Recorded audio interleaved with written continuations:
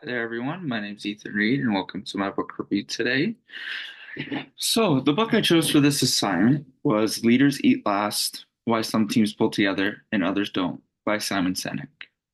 So, a little background on the author. Simon Sinek is an author, he's a public speaker, and he describes himself mainly as an optimist and visionary thinker.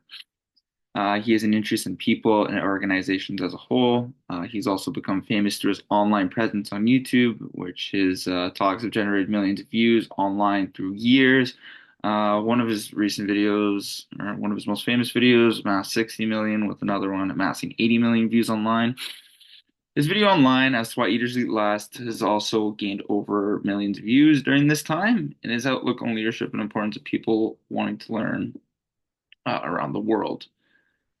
The book, Why Leaders Eat Last: Why Some Teams Pull Together, Others Don't, is Senec's way of explaining what effective leadership looks like in the revolving world and vastly changing workplace environment today. He uses firsthand examples throughout the novel to back up his message, and he takes a specific look into a few key areas, which I'm just going to touch on to the book review today. Um, he dives into psychological factors, which can explain a lot and attribute to why certain people are successful. And while looking at the scenario presented for the question for the report, I felt like this book was the best choice for the company to use. So, throughout the book was broken down into 8 different parts, all containing a different amount of chapters throughout. The 8 parts are our need to feel safe, powerful forces, reality, how we got here, the abstract challenge, destructive abundancy, a society of the addicts, and becoming a leader. Each of these 8 parts touch on leadership and give various examples of Senec's view on leadership and what he wants to see men and women be. So, one of the main talking points in the book is in the first section, and that is the circle of safety. The circle of safety, he talks about creating how in organizations it reduces the threats people feel from within the group.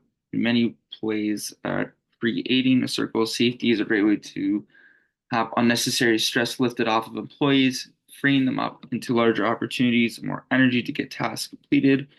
Without a circle of safety, employees spend more time defending themselves, he states, in their own interests, which in turn um, create more production if they do have a circle of safety. When teams are at their best in the workplace, whether that be, you know, in its position of leadership, so that a workplace team or a sports team is an example I like to use, there's a circle of safety and a circle of trust created amongst everyone there within that team. And strong leaders look to incorporate every single individual into that circle of safety, regardless of the rank. And that's a main point he does touch on in this part of the book. Just making sure that, in that circle of safety, everyone feels included, everyone's part of one, there's no hierarchy involved with it, everyone's the same. And to have everyone involved, it creates a lot of trust within your employees. Another key area, which he talks about, are the 4 chemicals we have in our brain, which I thought was a very interesting part that he discussed in the novel. These are endorphins, dopamine, serotonin, and oxytocin. Um, every positive feeling we have as humans is due to the fact that one of these emotions is running through us. And below in the book, the first one I'll start with is endorphins, as they are described by Sinek as for the purpose only is to mask physical pain, often released during times of stress and fear. In the main area where they are used is trying to mask, like I said, physical pain, which is it'd be described as like a runner's high, for example. It's the best kind of way you can correlate that to a real life example. And also being known as kind of like your fight or flight response. The next one is dopamine. Dopamine is the reason for why we feel good at times or we'll find something we need to do. It's like he said in the book, it's ultimately the feeling of satisfaction. For every time we complete a task and mark the completion of the goal we're striving towards, as humans, we do get hit with a release of dopamine into our system, and it is our biological reward for completing a task or a goal. Endorphins and dopamine, they kind of brother and sister. They kind of work hand in hand, very closely related. The next one is serotonin. It can be described as the leadership chemical that we produce in our brain. In the book, it states that we are social animals, which we all want approval from others naturally as human beings. That's why we want likes on Facebook and Instagram. That's why we have award ceremonies, other accomplishments, celebrations. For example, graduating college, for example, or receiving a reward from your company, employee of the month, etc. It's a very important no, sorry. It's a very important chemical within our own brains, and he touches on the fact that it can be described as the leadership chemical. Oxytocin can be described as the chemical of love. It's the majority of people in this world's favorite chemical. It's a feeling of friendship, love, and deep trust, described in the novel. Described as a feeling we get when we're with our closest friends, trusted colleagues. When you hold hands with a loved one, for example, you get that warm, fuzzy feeling. That's what he kind of compares it to in a real life situation. So, in that sense, serotonin and oxytocin help create bonds of trust, friendship, and are the backbone of the circle of safety. Mm. All right. And then one other area that I thought was very interesting throughout the book was the managing of abstraction. And with this, he goes over a couple rules. The first rule being keep it real and bring people together. Many times people can tell once they spend a certain amount of time together if someone's being real or fake. Seneca suggests, and most importantly, is to keep it real. I think this is very important in the sense of the leadership terms of the world today. Many people might have a boss. We've encountered those people who come across as one way, and they really turn out to be something else. They end up being fake. His main rule here is to keep it real when you're being a leader or in a position of power, because your people will respect you more. The second rule is to keep it manageable. He gives a great example as a company called DuPont in the United States. They only have 150 employees per plant. And their reasoning behind this was because they were able to make it more manageable and they didn't overstress themselves.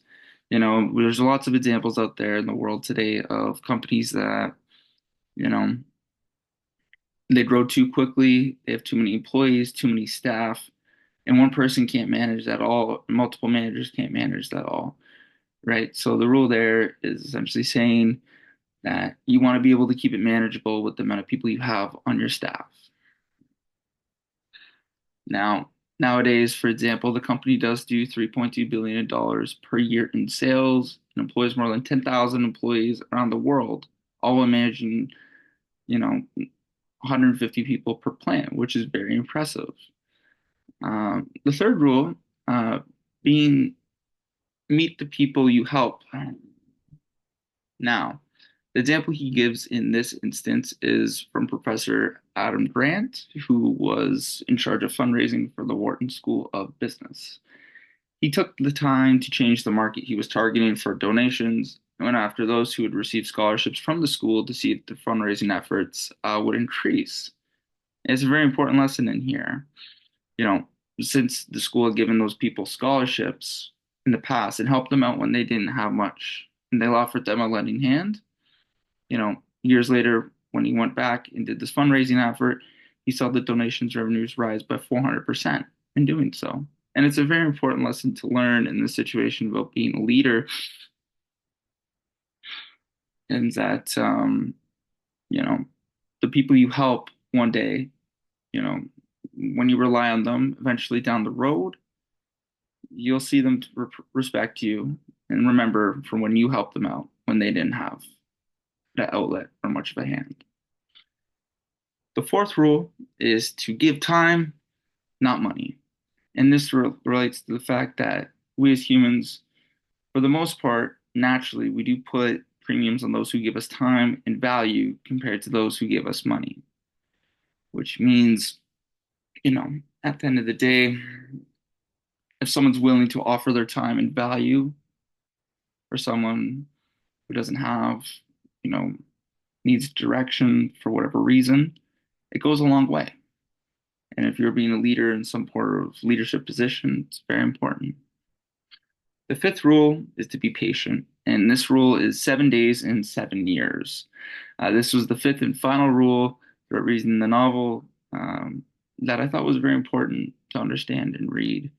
That, for example, when you're in a job interview, is an example he gave specifically in this part of the book, and I'm trying to get off the cuff from the top of my head, but he was saying essentially that in a job interview, you're only with that person for maybe 30 minutes, an hour.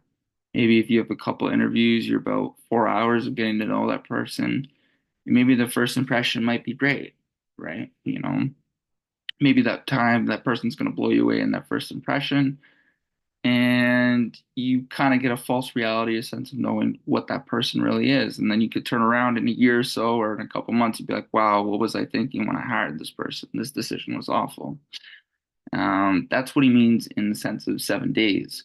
And in the 7 years, respect to that kind of context and meaning, he kind of means that, you don't learn to really fully trust someone or understand someone for 7 years. In the first 7 days, you can kind of get a false, maybe reality of what that person is, but over time, as time moves on, 7 years is when you'll really truly find some true meaning to what that person means and is. And so kind of just overall, just reading through the book, there's plenty more kind of, ways and avenues I could go with this. But as to reading, those are the two kind of parts, or three, sorry, I should say, parts of the book that I found really interesting. Um, yeah, and so those are the three kind of areas. The circle of safety, the kind of four chemicals in the brain that explain why humans are the way they are and how they think and how they act, and the managing abstraction in the workplace. Anyways, that's just a little quick book review for you guys today. If you have any questions, feel free to comment below.